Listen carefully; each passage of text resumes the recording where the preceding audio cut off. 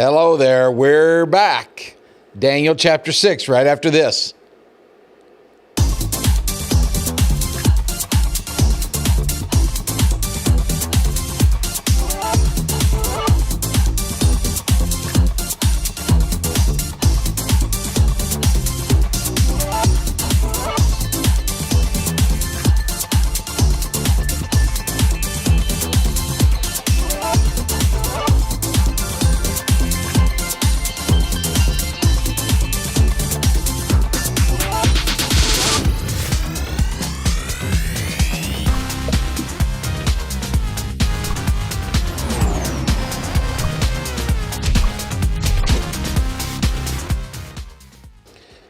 And good morning. It is good to be back with you. Just a little asterisk or FYI. I was not aware that last week my wonderful videographer here was not going to be here. I showed up and found out he was on vacation, and he probably deserved one, and hope he had a wonderful time. So that's why we didn't meet with you last week live. We are back, and we are in Daniel chapter 6. It's getting close to school. 1 week from tomorrow, our kids start back, and so probably there's some parents like, yes, I cannot wait. And maybe there's some kids feeling that way as well. So, hey, I'm going to read a story for you to get us into the text. If you wanted to go ahead in just a little bit, I'm going to read Daniel chapter 6, verse 10. It'll be on the screen, but if you want to turn to that, fine. But I want to read a quick little story about a man named Hugh Latimer. He was a pastor, preacher back in the days of King Henry VIII. And I'm going to read something that he wrote in this story. And so bear with me. It's early Monday morning. And the way he spoke, well, it's kind of in that King James type language. But here's how this plays out. Hugh Latimer had once preached before King Henry VIII. And Henry was greatly distressed and displeased by the boldness of the sermon, and he ordered that Latimer preach again the following Sunday and apologize for the offense he had given. So the next Sunday, Latimer opens up reading his biblical text, and then he began the sermon this way. Hugh Latimer, dost thou know before whom thou art this day to speak? To the high and mighty monarch, the king's most excellent majesty, who can take away thy life if thou offendest. Therefore, take heed thou speakest not a word that may displease. But then consider well, Hugh, dost thou not know from whence thou comest, upon whose message thou art sent?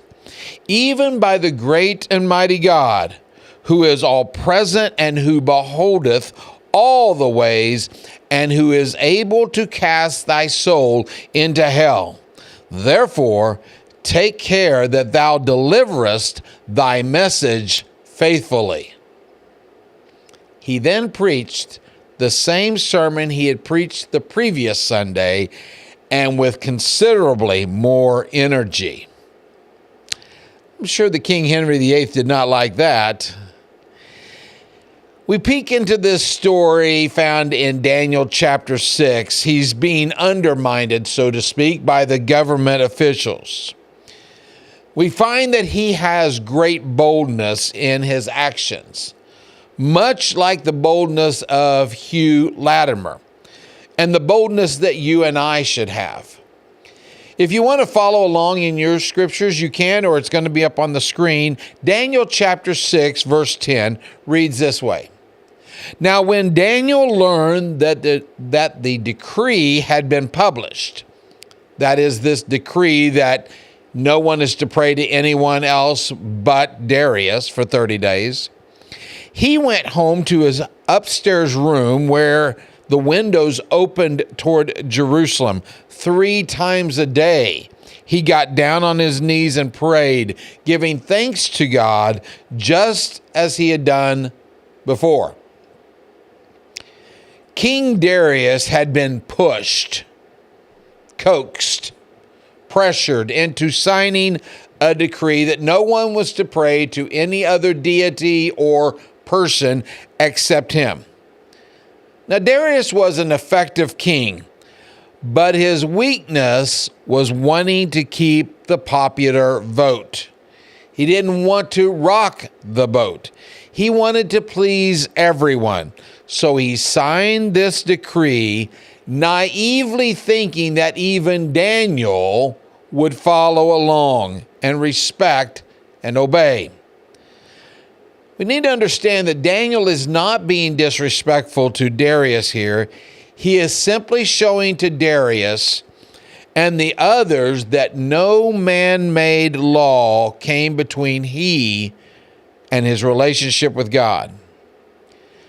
You know, we have a lot of people in political positions, both sides of the aisle, who are working hard to try and play God when they should be working harder to take care of those who put them in the positions that they are in.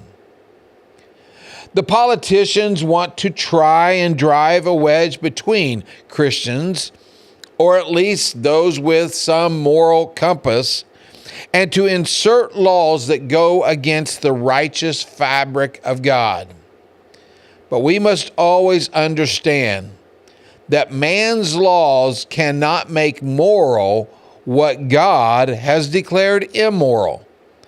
Even if sin is legalized, it is still sin in the eyes of God. Daniel is under attack for his belief system, and those in the government positions were trying to obstruct his beliefs. Daniel stood alone. And although he knew all about the fact that by disobeying the law, he might lose his position, he continued to pray as usual in his routine 3 times a day, as he always had. As we begin to sign off this morning, I want to give for you a short little confession or repentance. I shared this with our church body yesterday. We were all guilty of it. You were guilty of it. I'm not trying to point a finger at you. We, in our nation, fell victim and prey to something 4 years ago. In the short of it, if you remember what seemed like a lifetime ago, but was only 4 years ago, when the pandemic hit and COVID was making its wave across the world, and it was very serious. I'm not trying to downplay that. We all had individuals, family, friends that suffered from it. Some even passed away. But the rule came out that all of a sudden we were supposed to shut the church doors. We caved. We gave in. And at the moment that that happened, I knew as a pastor that was not right. But I had a weak moment, and this is no excuse. I'm just saying I wasn't the only one. We fell for the fear factor. Now, there were a lot of pastors. It doesn't matter the denomination on your sign out front. There were a lot of pastors who then began trying to find creative ways to get the message of God out. But something distinctly changed in the relationships of the people in the church. One another started fighting. The unity was broken. And there has been a drastic change come across our churches and America as a whole. And I think a large part of it has to do with that 1.5 to 2 month period in which we shut the doors. We weren't bold enough. So I made a resolution some time ago, and I spoke with other pastor friends, and they also repented and confessed that they'd given in, and stood with me in their boldness, and I am passing this on to our local pastors. I don't know when it will happen, but if they can do it once, they can do it again. But I will share with you, as I shared with our church yesterday, should a decree come out again for such a closing, our doors will remain open. They were taking a big risk. I told our group yesterday I might open the doors and no one else will show up. It won't be the first time that I've preached to empty walls. I practice throughout the week. But I do not believe that it would be right nor proper to shut the doors, not allowing for people to have a place of worship just because of a sickness. And so there is my statement of boldness. I fell one time. I messed up there. I wasn't the only one. And I hope that others will jump on the bandwagon, so to speak.